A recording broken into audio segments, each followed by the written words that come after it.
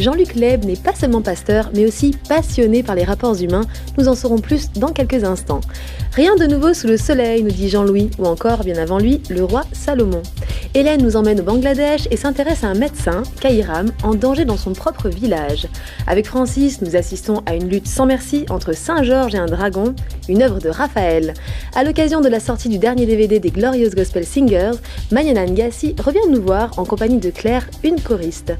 Paul, je vous verrais bien, moi, en choriste gospel avec une longue robe, non ? Ah oui, c'est vrai, mais il manque la voix, moi, pour même. Pensez à la reconversion. Je peux mettre la robe, mais je suis pas sûr que si je chante, ça fera le même effet.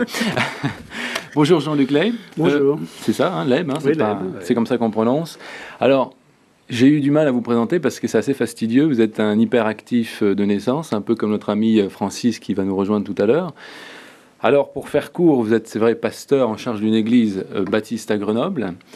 Et vous êtes un peu un ambassadeur du dialogue interreligieux, interconfessionnel, on peut vous présenter comme ça ? Oui, c'est vrai. C'est quelque chose qui vous passionne ? Oui, c'est quelque chose même qui m'habite, on pourrait dire. C'est vraiment, ça fait partie de vous. Et on va en parler tout à l'heure, parce que la première des choses, et c'est comme ça que vous commencez d'ailleurs dans votre vie professionnelle, c'est quand même le social.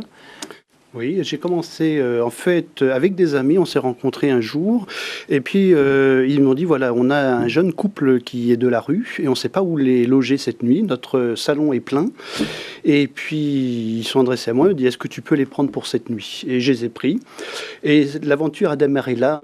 De dialogue avec le monde catholique, vous avez entamé depuis 10 ans, hein, il existe un dialogue en France catholique évangélique qui est plus ou moins effectivement officiel quand même.